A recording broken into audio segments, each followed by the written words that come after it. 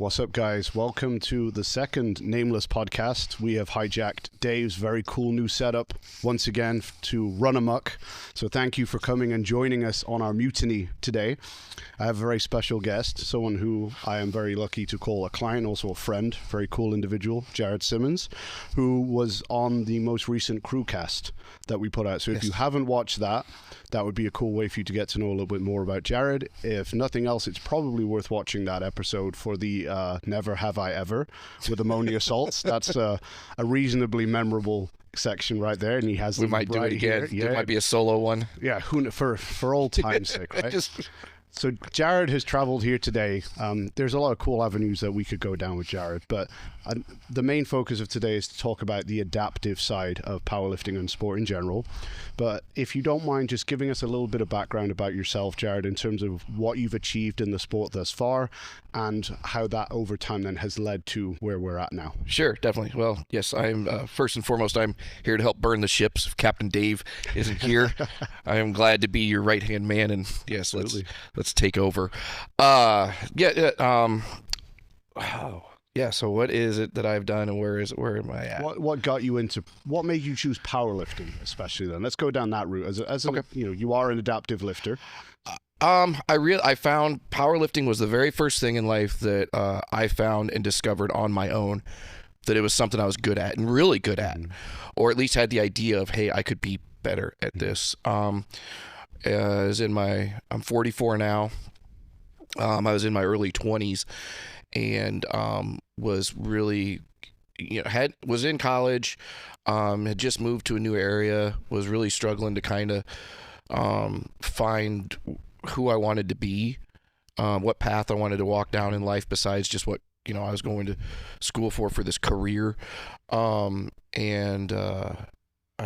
kind of shared this before on the Crew podcast. I was walking through a Barnes and Noble, and literally was really at that point struggling to just kind of feeling lost, and just happened to look over at the magazine racks as I was going by, and there was a issue of Flex, and Triple H was on the cover.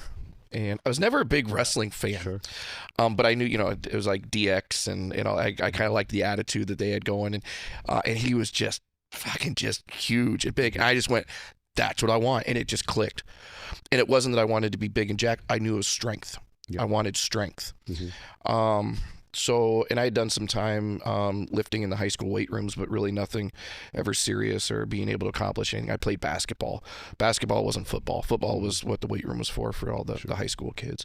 So I decided at that point to join the Y. That was the only thing I knew that had a weight room.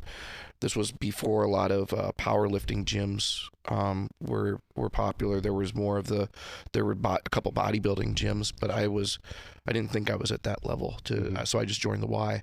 And that's when my lifting started.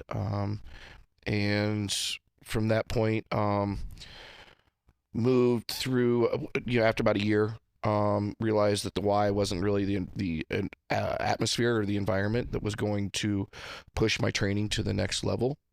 I just knew I needed to take the next step up, and it was a small step, but it was then to a more fitness club, private gym.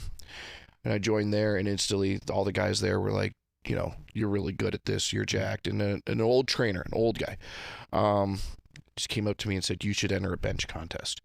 He goes, there are some that are around here, and you should just try the bench contest. And I did. And this was one of kind of like Ernie France's friends and training partners, Ed Angstrom from back home, was hosting meets in the Holiday Inn ballrooms. And we'd go to the airport, to whatever airport hotel was there, and there'd be a bench only meet. And I was the only raw lifter. Oh, wow, okay. All these guys were in shirts and suits, and these were some big, huge dudes, and I'm just there, just like, okay, I'm gonna bench, and did really well, always won, beat out all the other guys, because I think at that point, your weight class, you were just against anybody in your weight. There wasn't, so if you were raw, you were still going against a single ply guy or something. Yeah. And I won. And from that point, we started kind of traveling around the tri-state area, me and my training partner from Ultimate Fitness. He was a strong guy too. And we would just go in and clean up. He was 220 and above. And I think that it was either like 198 and below, Sure. One best lifter, and then the two whatever and above one. So it was best. basically on light and heavyweight. Yeah, exactly. Yep. And we started getting a reputation where if we showed up, because this was before really the internet and before flights were announced, and you really knew who all was there. Only the directors knew who was coming, and we'd show up on bench day, and you just see people. Oh man, these great, and people would get pissed. Sure. But yeah, so that's where I started, and on and off, after that for a few years, until eventually, in 2017, I came back to actual powerlifting, and it had changed. So how long was the break there between kind of like phasing yourself out a little bit? Between doing just bench only meets, Sure. there were a few years in between where I'd come back to lifting. Now my time away was spent on a bar stool. I should say that's why I was away. It wasn't like I wasn't really locked. I could have been locked up, I guess. But my time was mostly just spent on a bar stool partying and being a single. Different kind of lifting. Exactly. Yeah, well, yeah, to both mouth and nose, I guess, at that point. But I would always eventually for like 2 or 3 year spurts find my way back to the gym, and I'd get very involved in it because all my friends would want to start, because they would. I would get my gains back really quick. I knew what to do. I knew I was very good at that point at coming up with programs that worked really well for me. The addict mentality in my head would fully commit, diet, rest, training, no drinking, and I'd have really good progress. But then I'd get bored, or ego would take over, and I'd be drinking anyway. So going from just bench only contests, just general fitness. I think I was on Atkins at one point too. So just being said with no shame. Oh, I'll tell you no shame. At one point I was on the Atkins because I was 105 pounds. I feel like I need my white collar on here. I almost had a white collar. I was shopping mostly at Abercrombie or Aeropostale. I had frosted tip hair. That's the best part so far. Silver chains. I had glasses, and they were fake glasses. They were, oh yeah. I looked the part of I looked like NSYNC. I have Christmas pictures. I'm really sad I missed that version of you. And the evolution. I can bring it back. You should. Absolutely. Take the world by storm. I'd love you to turn up on platform looking like that. November. I have a lot of time to transfer. Frosted tips and fake glasses. Fake tan. Amazing. Silver chains. Doc Marten boots. I think it used. I had at one point 3 pairs of Chaps bibs. Oh yeah. If you squat 600 at 148 in that outfit, I think you win powerlifting. Okay, can they bring back Powerlifting magazine? Can I be on the cover? Yeah, just for that. I would. This is what powerlifting looks like now, folks. In case you missed it. And I want Ed Cohn to handle me while I'm doing that, and he has to do it with a smile on his face and enjoy it. He would beat the shit out of me if he had to do that. But it would be fantastic. Oh, it would be great. It would be great. But so anyway, so while the Raw Revolution was happening, I guess that's what I was up to. So I came back though to the sport. Did you come back full power, or was it just at bench to start with? I came back full power. Okay, so what caused that to go from a bench-only guy to, I'm going to step back in, and not only am I going to step back in, I'm going to do it all 3 now as opposed to the one that I kind of had built a reputation with. Yeah. Okay, so 2016, I got in a car wreck, broke my back. Developed a massive painkiller addiction from it. Went back down to about 105 pounds, this time not on Atkins, but this time because of Percocets. So you could sell a diet book for that. I guess I could, yeah. And not feel anything the whole time while you're doing it. But with that also, basically almost lost everything in my life. My life fell apart at that point, and rightly so. I was a miserable asshole. I knew that I had to change something. So I started looking back through my life. Okay, what worked? When were you happy? When was life good? And I was like, it was when I was in the gym the first time, and I discovered something I was actually good at that I wasn't doing for anybody else. I wasn't doing it to get some woman's attention. I wasn't doing it to get a promotion at work. I wasn't doing it to be liked by everyone. I just found something that made me happy. So I knew I needed to get back into the gym. Went back to the Y, trained for a year.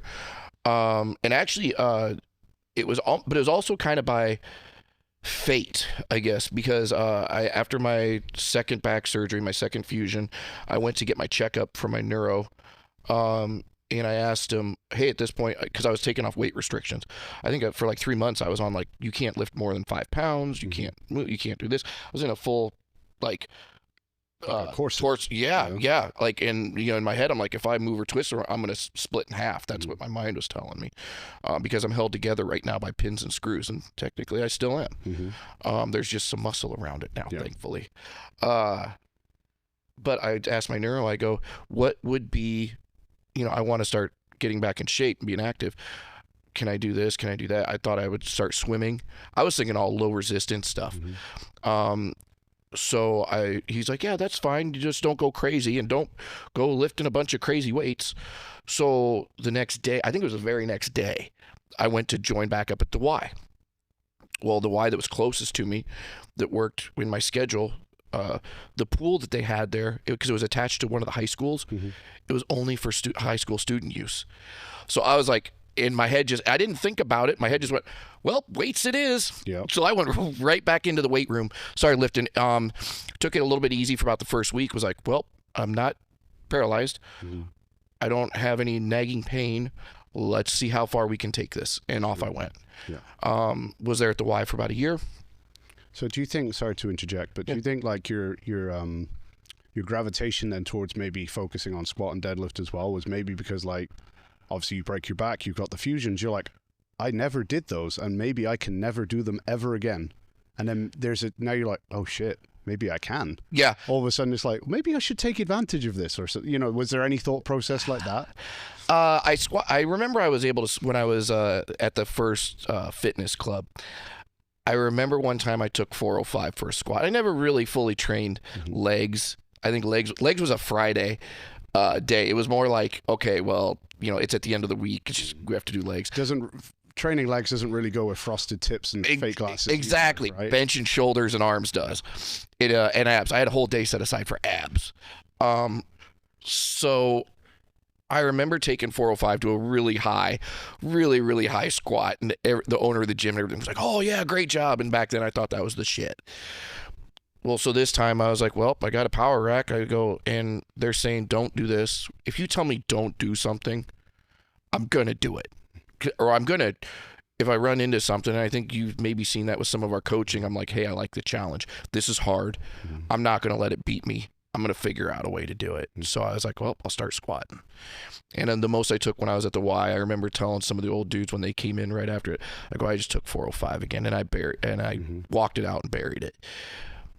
I was deadlifting on shitty power bars, but I was up to the point where I was pulling. Now this was also shitty grip, strapped in, really bad form, but I was pulling 3 plates. Sure. Would it have passed in a meet even with straps and adaptive? Like, if that, probably not. But I knew there were but I was doing things differently. I still really didn't know what was out there for powerlifting, because at the Y, you're not really surrounded by meat stuff. But again, here I was. I outgrew the Y. I outgrew the places, the atmosphere. I needed to step up to the next level. So by that point, I knew there was a gym called QC Barbell. And I was like, well, let me go. And it had like a skull logo and, and I was like, okay, this might be a little bit more hardcore. Because I knew Ultimate Fitness was still open, and I just knew that wasn't where I needed to be. It's like, let me go check this place out. And that's when I found out about what had been going on in powerlifting, how everything had changed. Nobody was wearing shirts around Iowa, where I'm from. Hardly anybody was in equipped lifting. There was a federation now, based an hour and a half away from us, the UPA, and really, really good federation. Just a solid meet especially for new lifters.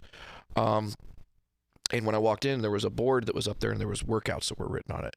And it was, here's our training, here's this. And the owner, he didn't necessarily become my coach, but he kind of became a guide for me, and he took me and I think I was there a couple months and decided to do one of the 3 meets the UPA throws every year. And I remember he was handling me and calling my numbers because I didn't even know what really to do. And I remember at that time, I think I did a 476 squat at 132 pounds for my first meet and doing full power. And I didn't even know, and that at that time that was a PR for me.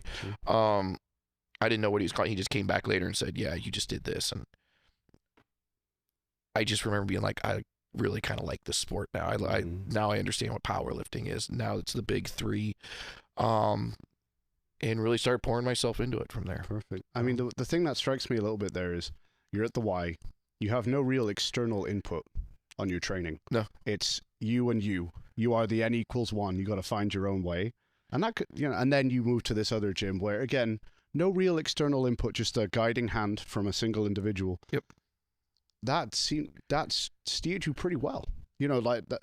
Do you think that actually helped not having the noise that maybe people have nowadays with you've got 1,000 different training programs and philosophies just all thrown at you, all saying they're the best? You didn't. You had one. You had either what you were coming up with or what you were being told, and it's commit or not. It was what I was coming up with. I just fell back on the old. A lot of what I pulled from Flex, it was the old body. It was like Dorian Yates, some Jay Cutler stuff, but mostly Dorian Yates, Lee Priest. Those were guys that I knew were bodybuilders, but they were strong. Mm-hmm. They were really strong too. And they had more of a, they had days where it was, lower reps, heavy weight. We're not going to do everything for 21 reps and do 5,000 sets on just arms. I just kind of fell back to that. And I also went with what I knew worked. I had to figure out, okay, you got a fucked up back here. What is going to work for you and what's not? Plus I'm having to use Y equipment, which they didn't really have a whole lot of, free weights. I was in a rack most of the time. I didn't like using the hammer strength machines. I didn't like the Cybex machines. I always thought that, guys would come in and be like, I just hit 6 plates on the side. I'm like, yeah, you really didn't. Mm-hmm. I go, I'm, just even not being a lifter, I can look at leverages and yeah. No, you didn't. Sure. But hey, you're happy. Okay, good. Yeah, for sure. Good for you. I just think it's cool that actually for you, what spurred a lot of progress was having less input and just having that single tunnel. Like, okay, you don't have a lot of kit. Cool, I just have less choices, but I'm going to do the stuff I can do really well. Yep. Sometimes we have kind of paralysis by analysis now, I think, and there is definitely an argument to be made. Sometimes it's better to just put your head down and ignore everything, not to the point of being ignorant, but just going, I'm going to commit to this one thing, and let's see where it goes. I also realized too, I was like, because it was at that time I was still at the Y. I don't think I'd really gotten into QC barbell yet. They were just streaming some of the bigger powerlifting meets that were coming up, and I think this is where I started to understand too of what all had changed within powerlifting. I think it was the first Kern or one of the first showdowns. Maybe it was, I don't know if 8-Man put on a meet, I think too, but I remember seeing, 8-Man, actually, they had a podcast too, because I remember seeing one of their lifters at the Kern, and then they, YouTube kicked up their podcast right after the stream. It was a lifter up in Chicago. I don't even think Steve Johnson is lifting anymore, but I found out he was up in Chicago, and he shared his story, and it was similar in a lot of ways to mine: addiction, recovery, breaking up, all sorts of stuff. Then when I found out he was up in Chicago, I just reached out. Hey, you're not far from me. I might have to come up and I was just bullshitting with him. I might have to come up and train sometime. Okay, well, here's the gym. Let me know when you show up. And I was like, and at that point, I was kind of like, I kind of embrace, and I still to this day embrace it. You have to travel and you have to find motivation and competition.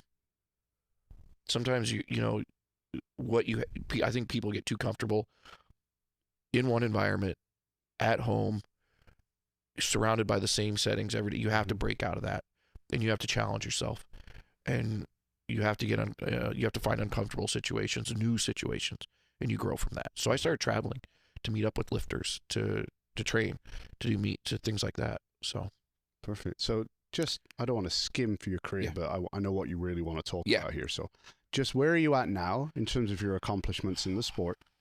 And just so we can set the context, then obviously you are not your condition, but I would just like you to just say, what is your condition that makes you an adaptive athlete? Sure. So that we can understand what you've achieved in the context. Sure. Because I'm sitting kind of high. Yes. I think people see with my arms. So I have achondroplasia, which is the most common form of dwarfism. 1 in 40,000 people are born with it. I was the first of my family. So everyone asks me, well, your parents short? No, my parents, I'm the oldest of 2 sisters and a younger brother. I'm the only one that has dwarfism. My parents were average height. I have 2 daughters. One daughter is in the 98th percentile for height. Hayden is. Yeah, she's the tallest actually in the family. Taller than her older sister, taller than her mom, taller than her stepdad, obviously way taller than me. And then I have a younger daughter, Harper, who is short. She has achondroplasia like me. So, yeah, so I have dwarfism. 4'6", 100 and I think the scale said 146 pounds this morning. They did. So I'm putting on the weight, which we wanted. Your BMI is probably obese now, so congratulations. It's always, even before this, the BMI scales are so messed up on people with dwarfism. We're all considered obese, but hey, it is what it is. So I've been in the sport of powerlifting, competing now, full power for almost 10 years.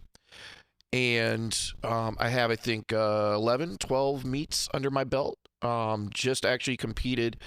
Let's see, last year was my best year. Did 3 meets, 2 went great. Had my first bomb out. Congratulations. Actually, I know that's. You're an actual powerlifter. I do. You told me that. You reassured me. Trevor told me that too. I know the day that it happened, I really questioned a lot of things, doubted myself considerably.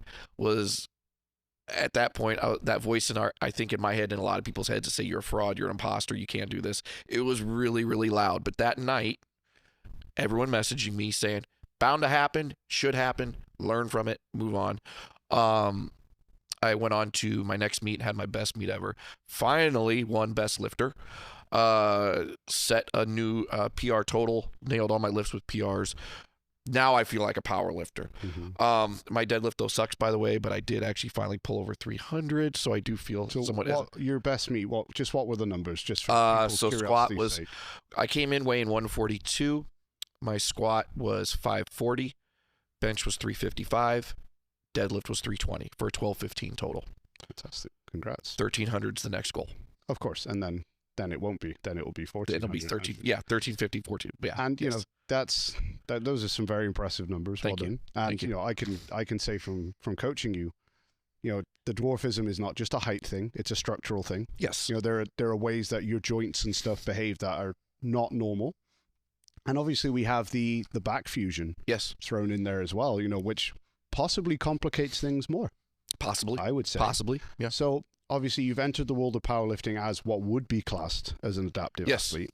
So looking through it through that lens, you've mentioned that, you can compete in the open category, but I'm sure you are more in tune with the struggles of others who maybe cannot. I am. So when you walked into the sport, say when you came back to do full power as an adaptive athlete, what was the architecture or the geography like of the sport to be approached as an adaptive athlete who maybe cannot do what you're doing in terms of entering the open category? A lot of barriers to entry. Okay. For adaptive athletes. I mean, like I said, because I can compete in the open.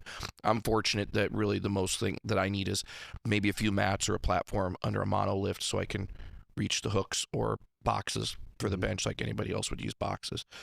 But for anyone else that faces things more serious for what they have, a lot of barriers to entry, a lot of federations were not open to having them compete, did not have policies in place to allow them to compete, and did not have proper training or education for the safety of it. I've seen some federations where adaptives come in and they're basically like, well, we'll just dump the weight on them.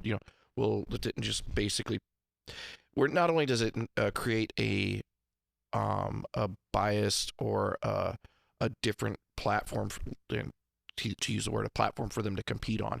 They don't get the same competition that the open lifters get, and it's necessarily not going to be possible to always give them the exact same standards, but you have to still give them some type of opportunity to compete. And so what I saw, and it wasn't even in powerlifting, I wasn't aware fully of what it was. We actually have it pretty easier in powerlifting compared to CrossFit. A few years ago, I had several friends that were adaptive athletes, short. Some were short like me. Others lower, below the knee amputees or above the elbow amputees that were very passionate about CrossFit.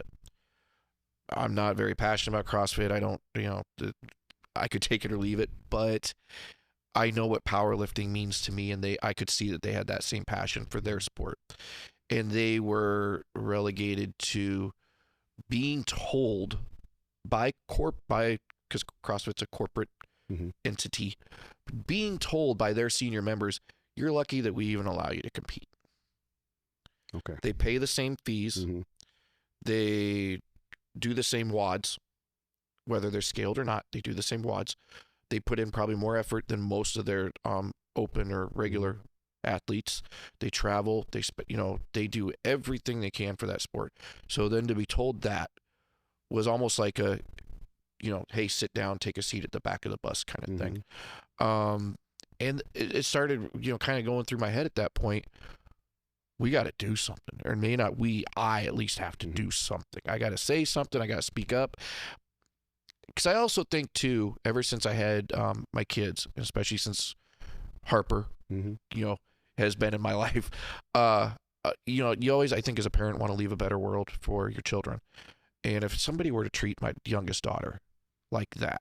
Well, all those CrossFit athletes are someone's daughter, someone, exactly. son, whatever, or father. And exactly. I was like, no, something, because actually at the time their mom and their stepdad were huge CrossFit athletes, and their oldest sister, CrossFit. She's actually currently a CrossFit coach. I was like, well, if that's the route she decides to go, I need to make sure that, she has, I don't ever want her to be told, you're lucky that we even allow you to compete. That's the worst thing ever. One of the worst. So I decided to form, and actually by this time too, I was also dating, who is now my wife, Shira. Who's in the background today, supporting you as always. She's here as always with us. So I started kind of running the idea to her, because at the same time too, my coaching was taking off. Everything was kind of all coming together into this one big concept or passion, idea, something I wanted to accomplish for others. So I formed the platform as a nonprofit, as a means to advocate for, promote, and make more people aware of adaptive athletes in all strength sports, not just powerlifting, CrossFit, bodybuilding, powerlifting, track and field, swimming, anything that basically is almost, it can be a team sport, but almost more like if it's just you out there performing against yourself. I want them to be able to challenge themselves and find true strength. And so we advocate and we work with both federations and the athletes themselves. But to a point where, and it's kind of like the old saying, you can lead a horse to water, but you can't make them drink. The athlete and the federation, they need to be led to that water, but then they need to be able to take the initiative. Federations need to make the changes in their rules, make new policies, new guidelines, train, more training, more knowledge for their spotters, their loaders, their judges. But also then at the same time, I can't force that fire to be inside an athlete to want to compete. Maybe they're fine with just where they're at. But if they do want to compete, they do want to put themselves out there, really challenge themselves, and stand up against some of the best in their sport in the world, then I'm going to do everything I can to help them do that. And get rid of the barriers. Right, exactly, and get rid of the barriers. And we've had a lot of... When I first started, and this has been a really fluid concept, because when I first started this, it's very, it's uncharted waters, and sometimes those waters are very deep. Sometimes those waters are very murky. You are stepping into new ground. Like just last week, I went up to Surge to new levels in Chicago. They were throwing. They do an all-female powerlifting meet called Heartbreakers, and I was asked by the PLU, that federation, to review their new adaptive or parasports athlete policy, and that was one of the first meets that really included it. Now, at the time, they were only factoring in it was bench, just the bench for athletes to do. And I'm like, well, what about squat? And they asked me, they go, do you think that's possible? I'm like, fuck yeah, it's possible. Absolutely it is. We can, yeah. I go, I do it, but I go, also, I know we can figure out a way. And I don't know if it's because of the conjugate training that I've been through, because conjugate is really adaptive to a lot of messed up situations. I knew there'd be a way to do stuff. And it's actually one of our lifters. We offer a scholarship at the platform. We offer a male and a female athlete scholarship every year, where we take care of, at this point, we take care of coaching, we take care of mobility and rehab work that Shira is responsible for. We try to take care of any travel expenses or meet registrations or fees. We're getting to that point to where we're able to take on a little bit more, where eventually what we want to do is cover all their, one adaptive and male and female, all their training, their gym membership for a year, their coaching fees for a year, registration into a federation, the membership for a year, and one meet, that fee for a year, plus then the travel. So we are working on that, but the fact that we are able to actually, shortly after being here a year, be able to at least have a male and a female scholarship on, or athletes on scholarship, was a huge accomplishment. And Phoebe, who has cerebral palsy, competed in her first full power meet, which I have to also give Sergio Luna up there, the owner of Surge and the meet director, a lot of credit for a lot, because it's up to the meet director's discretion also of which they'll allow and which they won't.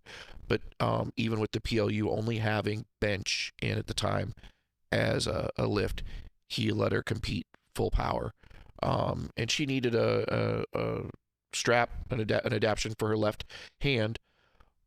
But at the same time, she came through on the creed of the platform of, I always say, where true strength is realized. She could have gotten a waiver for her depth on squat because of her cerebral palsy. She said, she goes, I know I can hit depth. I know I will. I can do this. And so she refused the waiver on that. And I saw her bury her squats deeper than she even had during prep. So, and that's a lot of credit to her coach as well. That's up there too. Fantastic. So that's kind of where we're at on. So we have some federations that are making massive changes, and totally on board. I've been contacted by the PLU, by UPA, by RPS, by USPC. I have other lifters that were competing in CrossFit. That CrossFit now has wheel wad. So I will give CrossFit a lot of credit. They have done a complete 180, and the people in charge of wheel wad are doing an amazing job, an absolutely amazing job, giving their adaptive athletes a platform to compete on as well too. Good. So it's taking off in the right direction. It really is. There's a lot of change that still needs done. There are some federations that continue to backslide within powerlifting. Well, my next question was going to be, without mentioning names of federations or people, what is the kickback that you're receiving from those who maybe aren't as open? Like, what are their perceived barriers that are stopping these changes being put in place? I feel like to them it's just not a priority. It's one of the largest federations in powerlifting that they have the numbers they need over here for their general membership, their general meets they're going to do. They're a tested federation, so they don't need to bend, and they're very large. They're the largest federation. They don't necessarily, if they don't feel it's a priority or it's going to make them any more money. There were policies that were on that were voted for that were allowed to move to committee last year, the chairperson did not forward them on to the general board. So the new year starts, and lo and behold, everyone, and nobody knew that this would happen. We're looking for the new policy to come out, and general committee says, oh, well, that was never carried forward to us. So now now it's new business. We have to vote on this all over again. So forgive my ignorance here, but that solitary individual just decided that wasn't a topic that needed covering, and that vetoed the whole thing. He just dropped the ball. Yep. So what I mean is, at the federation level, at least within that structure, one person can just decide, yep, meh, there are more important things. There are more important things that I'm going to do. I'm not going to forward this. I'm not going to carry this. And he's still in position.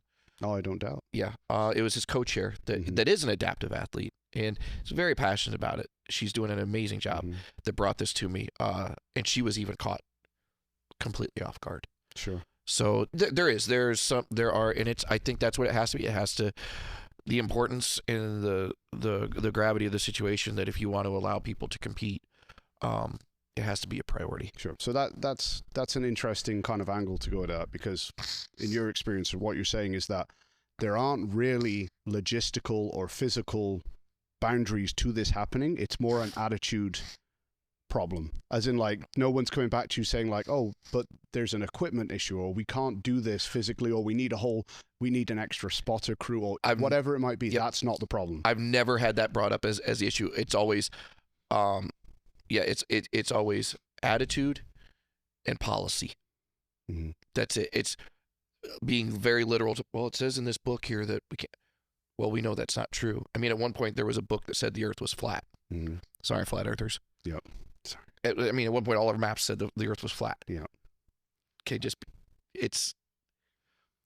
we struggle with common sense in this sport a lot of times. I think we struggle with common sense. I mean, let's take that nameless federation.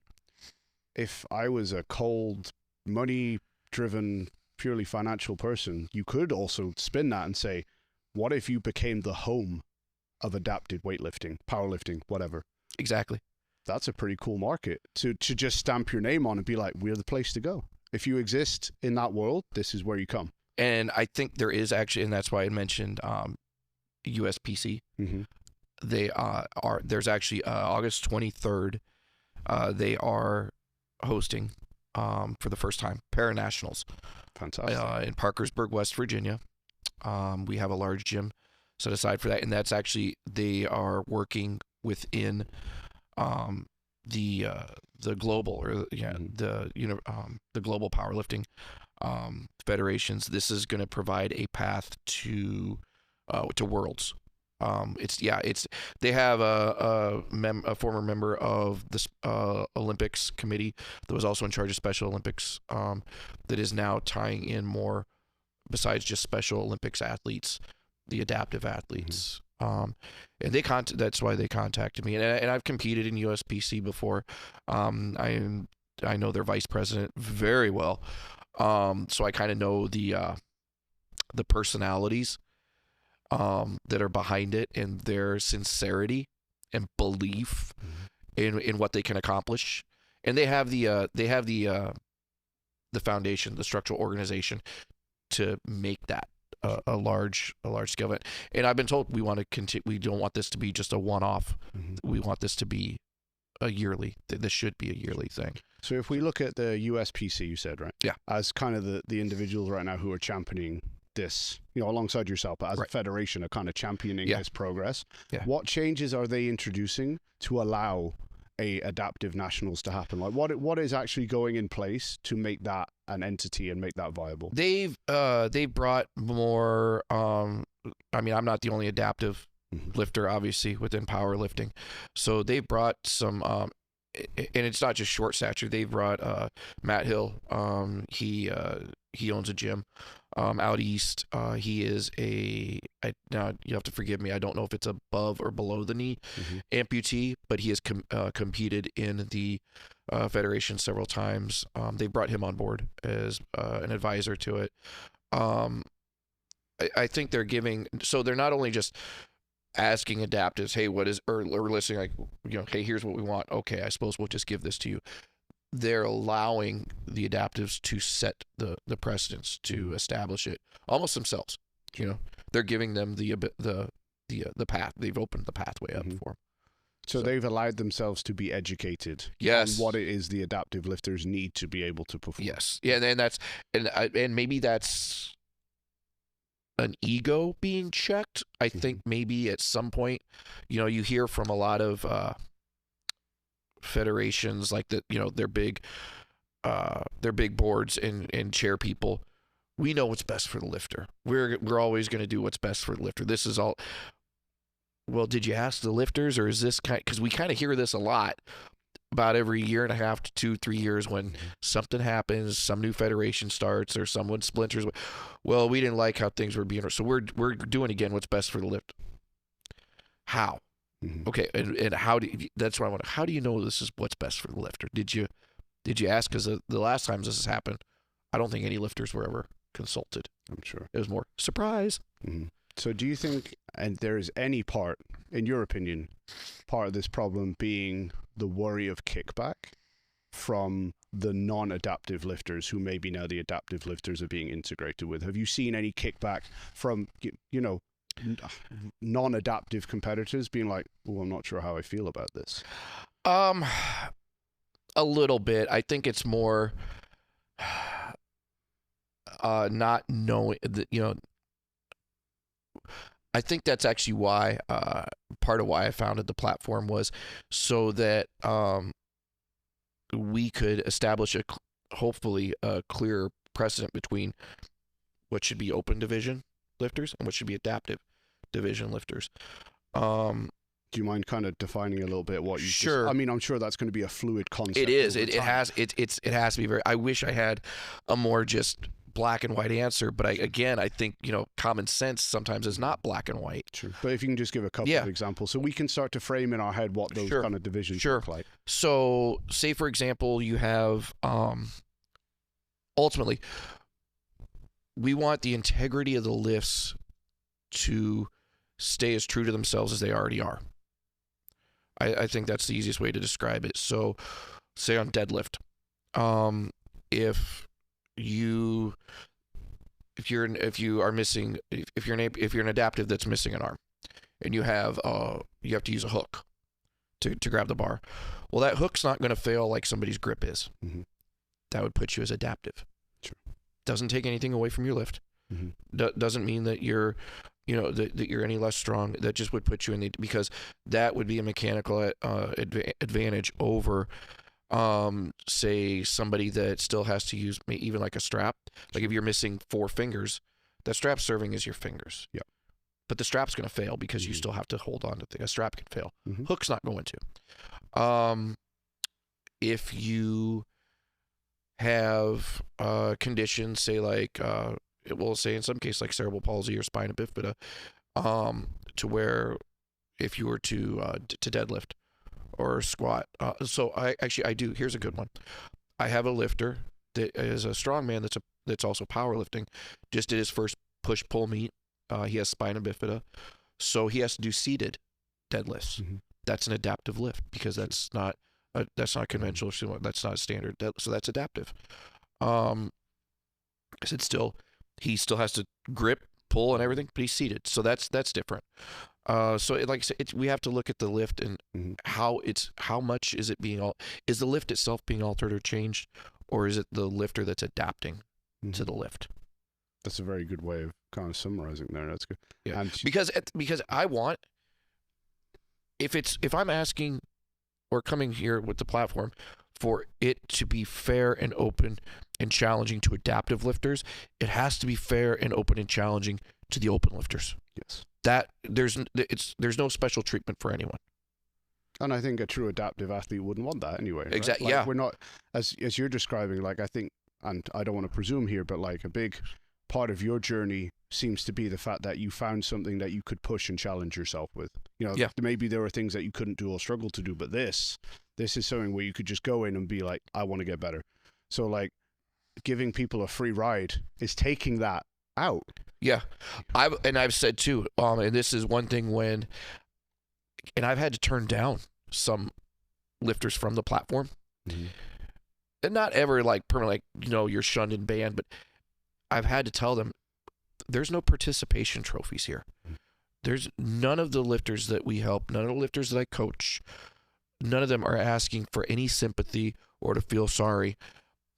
This is going to be hard, and I want it to be hard for you. I want you to be challenged because I think you're going to learn a lot from it.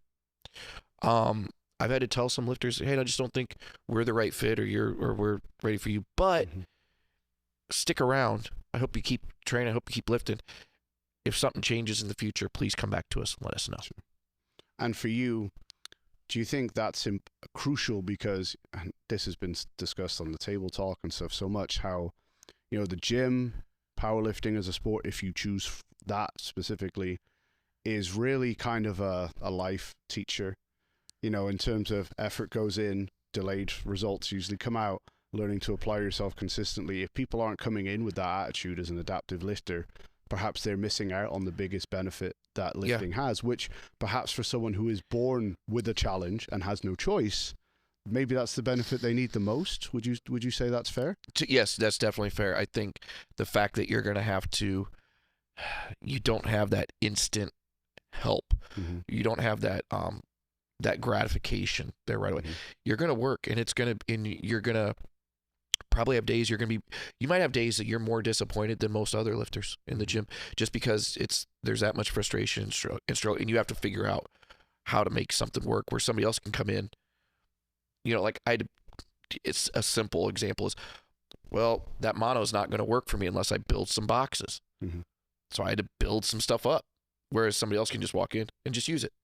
Little things like that to big things, to big challenge, you know. I think there is a big payoff to those that are willing to put in the time.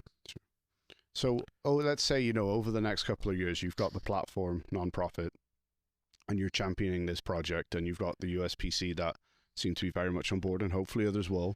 Where do you see this going in the next kind of 2, 3 to 5 years? And what are the biggest changes do you think people need to make, either to the logistics of competitions or even to their mindset, to allow this process to happen and clear the path? Eventually, the goal is to have obviously more lifters on scholarship, even outside of maybe powerlifting. I mean, at some point, Shira and my goal is to have a gym that is open for adaptive athletes as well as open athletes, so that I can do some coaching in person for adaptives. I have a few that I go and I help remotely, that I travel to and help in our area back home. But to have a place, I have about 500,000 people in the community where I'm from, and there is a large need for that. There are adaptive lifters there, or that could be adaptive lifters that have expressed interest. So to open our own facility, also to have a place for her to do her mobility, her integrated performance out of, which has helped me as an adaptive athlete, has helped me tremendously. I think can help others. As for how it applies to federations, it's just continuing, I think, to get the word out to. You know, I became a judge in one of the in 2 of the federations. So to continue to be judges across as many as I can, a judge or an official or an advisor across as many as I can, to hold clinics, seminars. I've reached out to gyms mostly across the East Coast. That still seems to be kind of where, especially in powerlifting, where it's still flourishing or at least very active. And I've had a lot that have said, yes, we would love to have you come. I think there is, and I don't know, maybe here's where social media can be good. There are a lot of adaptive athletes that are gaining a pretty good following, whether it's just because they do crazy wild stuff and they're still somewhat strong, or it's because their values are.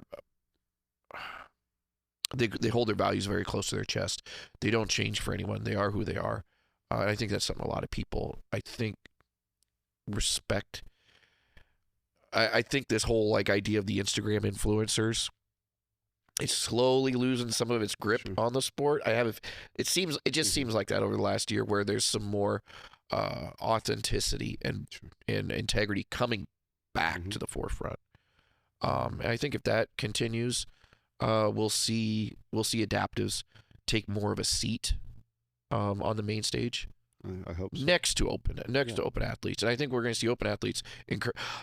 Like I said, I don't ever receive pushback in person from any of the leaders of the sports, whether it's bodybuilding, CrossFit, powerlifting, the ones that are actually that are up there on the top of the leaderboards. There's never pushback. It's always you're number 148,000 in the sport, but that's usually who you receive the most hate from.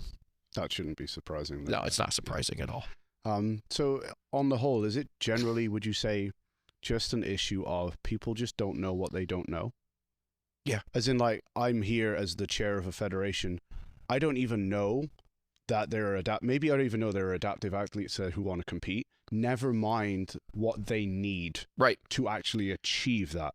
I don't think they're aware of it, and at the same time, that also goes on the adaptive athlete, because you need to make them aware of it sometimes. I've heard from meet directors, it's weigh-in day, and they, and all of a sudden, here comes in this. I know actually in one case, there was a short stature athlete that showed up out of the blue at the weigh-ins, and everyone's like, what do we do? And rightly so, where when I competed, and maybe it's just the way I was raised, to always be prepared, or always communicate. I reached out as soon as I signed up for the meet, which was 4 months ahead of time. I reached out to the meet director. Hey, just to give you a heads up, I'm probably the first one that is going to be in your meet like this. I have and I just simply laid it out, and usually I hear back, oh, that's no problem. Oh, you have boxes? Yeah, bring them with. We'll make sure you're taken care of. We have this. What do you need? And so I think we also have to place some of that responsibility on the adaptive lifter themselves. So do you think, and this is, I think, to paraphrase a saying, it's like the most common problem in communication is kind of assuming it's already taken place. So there needs to be a realization on both fronts that maybe meets need to actually advertise, like, yes, we are adaptive friendly, or whatever the terminology might be, but adaptive listeners also need to take responsibility and say, these are my requirements. Can you satisfy these requirements? Yep. Because ultimately, and that's the other thing too, is it's up to the meet director. Ultimately, I think in the end, and that's how I'd like to still maintain it that way. I don't want to come in and be like, well, you have to. There shouldn't be a sport of ultimatums. But yeah, it's up to the meet director to decide what they can and can't provide, because we have to still think of safety, but also of an equal and fair platform for everyone. But yeah, it's I think if they advertise it or they promote it in that way, if they become aware of it, hey, I might have, and that doesn't mean it's going to be. It kind of would be kind of hilarious if they're on weigh-in day, all of a sudden like 10 short statures just come running right in, like dwarfs like me come. I just would like to see the look on everyone's face. But yeah, I mean, it's not gonna happen at every meet, but you need to be prepared for it. Sure. One thing I do want to touch on, if you don't mind, like you're a coach yourself. Yes. You're very much in touch with the adaptive community. Yes. I'm sure many of the athletes that reach out to you possibly already have coaches. Yeah. And I would presume that there's some not so great practices going on with coaches who are taking on athletes that maybe they're not educated well enough. Yes. Could you just talk about that a little bit in terms of what maybe needs to be done on the coaching side? Sure. When we're, obviously this is generalities, because there are thousands of different adaptations, disabilities, or whatever you want to call them. But in general, as coaches, what are the biggest issues that you see, and probably the biggest things that need to happen from a coaching element to help people guide these adaptive athletes to better levels safely? Okay, so I'll start with, again, putting it on the lifter, because the one thing I always ask, and it's a saying of mine: have you asked your coach? Have they communicated what they need to their coach instead of still assuming? They have to. I think in my case, before I started coaching myself, and before I went under you, and even you and I kind of had a talk like that. My coach prior to that. We just had to talk like, what do you, and because some of it's, it's throw it against the board and see if it sticks. You have to see what works. But there are some coaches that are very good at that. That do the research.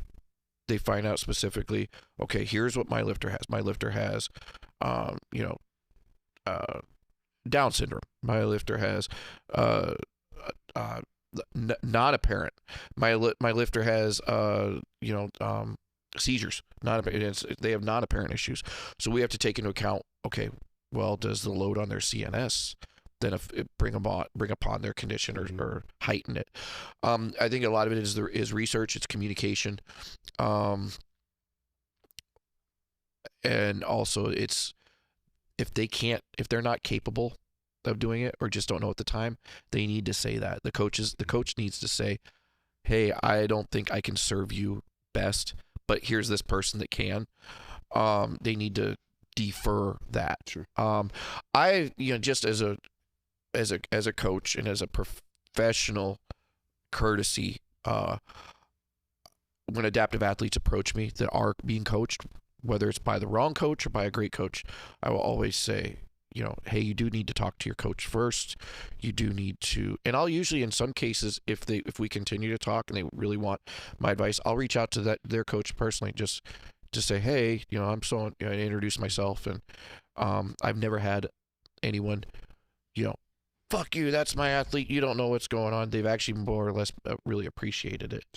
Now, luckily, at the same time, some of the coaches are really, really good, and they before I even came along, they did their research, they communicated, they keep the safety and the health of the lifter in the first place. That's like Anna up at Surge New Levels. She did an amazing job with somebody with cerebral palsy, and that's a very challenging task. But yeah, I mean, I have another lifter that has consulted me, and I think is coming under me next month.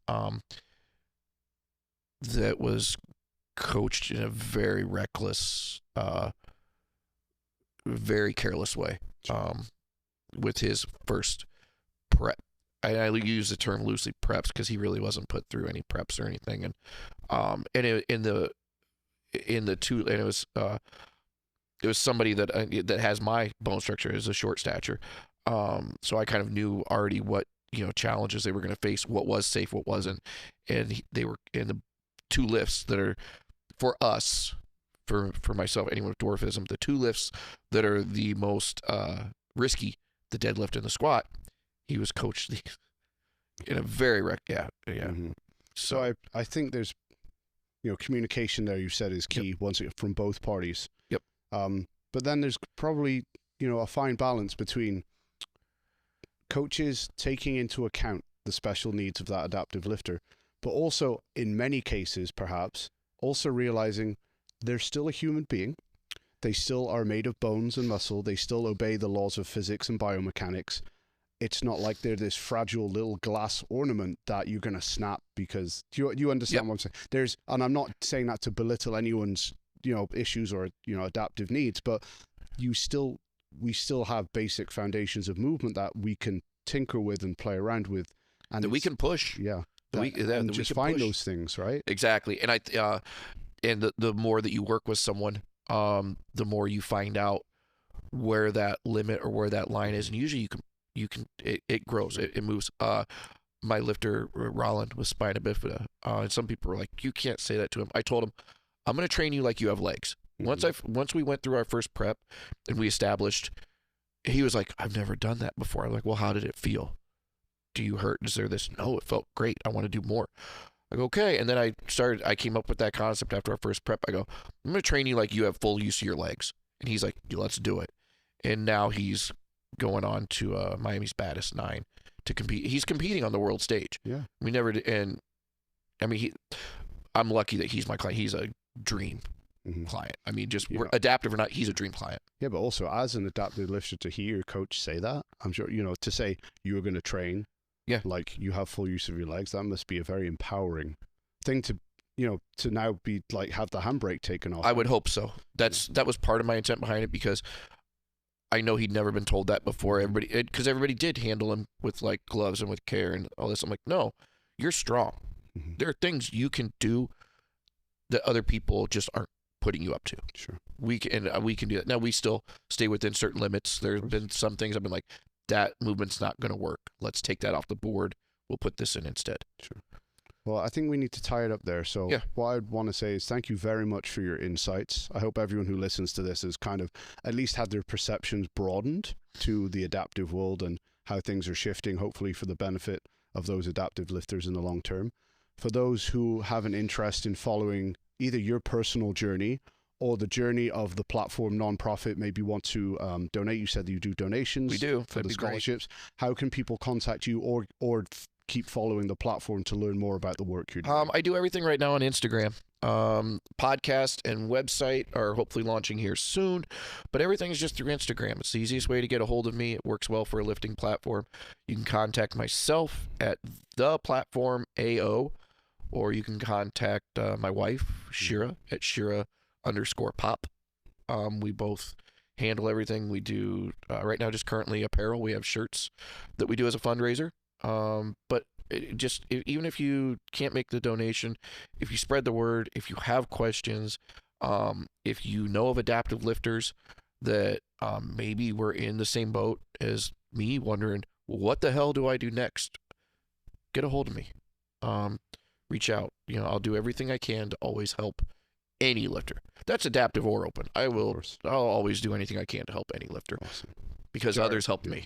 Well, Jared, and also Shira, who was a big part of this journey as well. I don't want to down talk her part in this either. Thank you so much for the work that you have done and continue to do. I would love to do this again in maybe a year or two, and hopefully we can see how the platform has grown in that time and has some cool more stories for us. Yeah. And I think we're done. Thank you for having us. Pleasure.